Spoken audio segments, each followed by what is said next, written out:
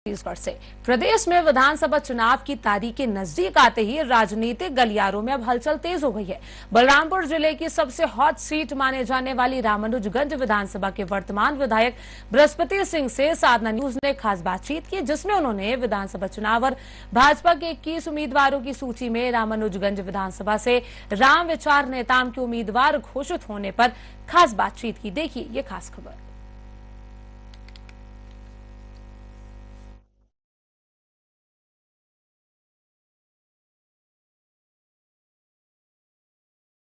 छत्तीसगढ़ में विधानसभा चुनाव का बिगुल फूंक चुका है। बीजेपी अपने 21 प्रत्याशियों की सूची जारी कर चुकी है। बलरामपुर जिले का जो सबसे हॉट सीट माना जाता है रामानुजगंज, उसके जो वर्तमान विधायक बृहस्पति सिंह जी वो हमारे साथ हैं।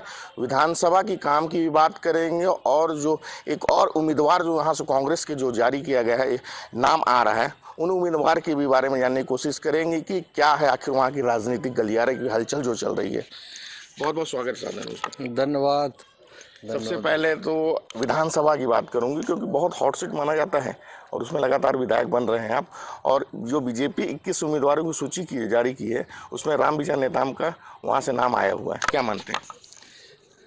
देखिए, भारतीय जनता पार्टी ने बहुत अच्छा काम किया हम लोगों के हित में कि जो आदमी 10 साल से फरार है उस क्षेत्र से और वही घिसा पीटा चेहरा जो 25 सालों से एमएलए रहा, 6 साल राज्यसभा सदस्य रहा और 6 साल राज्यसभा सदस्य रहा तो 1 रुपए भी उस क्षेत्र को नहीं दिया, पूरा 50-50 में बाहर जाके उस पैसे को बेचने का काम किया। दूसरे वही नेताम जी हैं जो अंबिकापुर में दोहरी हत्याकांड में गृह मंत्री रहते किस तरह से आरोपियों को बचाने का काम किया, किसी से छुपा नहीं है। वही राम विचार नेताम है जिसने गृह मंत्री रहते, जेल मंत्री रहते नक्सलियों को भगाने का कैसे काम किया था, कोरबा और दंतेवाड़ा जेल ब्रेक करके, किसी से कोई छुपा हुआ नहीं है। वही राम विचार नेताम है जो मंत्री रहते नक्सलियों को हथियार खरीदने के लिए दिया था, जो नक्सलियों की रसीद भी पकड़ी गई थी, मुकदमे भी चले थे, मंत्री होने के कारण इनके खिलाफ कार्रवाई नहीं हुई, बसंतपुर थाना बलरामपुर जिले ने पकड़ा था, कोई छुपा हुआ नहीं है। वही माननीय राम विचार नेताम जी हैं जो अपने गृह ग्राम में एक ब्राह्मण पटवारी था जो इनको रिश्वत नहीं दिया, पट्टा बांटने में हिस्सा नहीं दिया, जिसके कारण पेशाब पिला के और चारपाई में बैठा के पूरे शहर को घुमाया था। पूरा शहर से क्षेत्रवासी धन से जानते हैं। वही माननीय राम विचार नेताम है जो एक ठाकुर साहब पटवारी थे बीएन सिंह रामचंद्रपुर में, जिसको जूते का हार पहना के पूरे शहर घुमाया था, वही देखा है। वही माननीय नेताम जी हैं जिन्होंने फूड इंस्पेक्टर से फ्री में शक्कर मांगा था, नहीं दिया था तो उसके कान में सूजे डाल दिए थे, जिसमें अपराध भी कायम हुई थी, गिरफ्तारी भी हुई थी, उसके हमेशा के लिए बहरे हो गए। वही माननीय नेताम जी हैं जिन्होंने बीडीओ को वार्ड ऑफ प्रोग्राम ऑफिस में 10,000 रिश्वत मांग रहा था, नहीं देने के कारण पटक पटक मारा था, वो क्षेत्र की जनता ने देखा है। वही राम विचार नेताम है जो सैकड़ों एकड़ जमीन पंडो लोगों को परहिया बना के फर्जी तरीके से जमीन ले लिया है। वो गांव औरंगा, दोलंगी और खरका गांव है जहां गिट्टी क्रेशर माननीय नेताम जी का माँ कुदरगढ़ी क्रेशर मिल चल रहा है। वही माननीय नेताम जी हैं जो आपके अंबिकापुर जिले के बतौली ब्लॉक में माँ कुदरगढ़ी एल्युमिनियम प्लांट 20,000 करोड़ लागत से डाल रहे हैं भ्रष्टाचार के पैसे से, और जिसमें 20 गांव लगभग प्रभावित हो रहे हैं। और उस प्लांट में लाने के लिए पहाड़ी कोरवाओं तक का सैकड़ों एकड़ जमीन इन्होंने फर्जी कर लिया है, और तो और अपने कार्यकर्ताओं के नाम पे सैकड़ों एकड़ फर्जी दस्तावेज बना के जमीन हड़पने का कोशिश किया था, जिसकी गिरफ्तारी भी प्रशासन ने किया।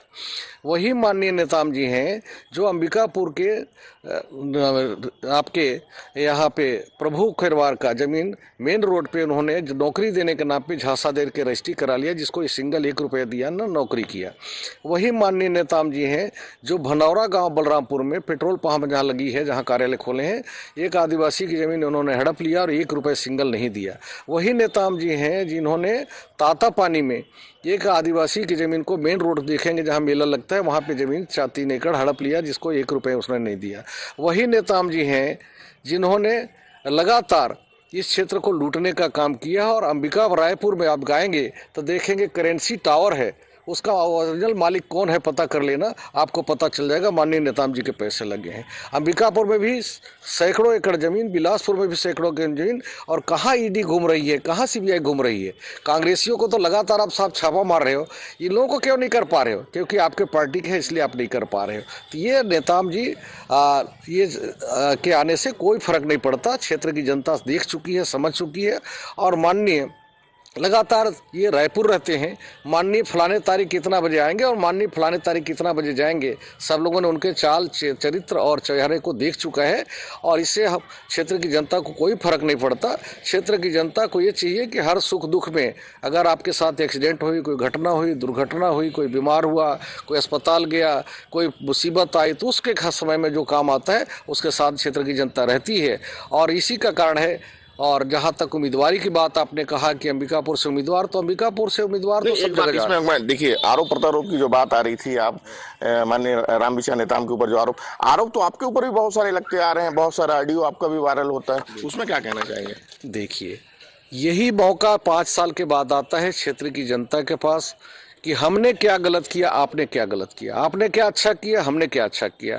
फैसला जनता के हाथ में होता है, और हमारे बारे में वो बोलेंगे, उनके बारे में मैं बोलूँगा। फैसला जनता को करना है। जनता दोनों को तौलती है और फिर अपने निर्णय लेती है, और जनता सोच समझ के निर्णय लेगी और निश्चित ही पिछले बार से ज़्यादा मतों से जिता के भेजेगी। निश्चित तौर पे देखा जाए तो इससे पहले मैं एक चौपाल लगाया था आपके यहाँ बलरामपुर रामानुगंज जिले में, रामानुगंज में।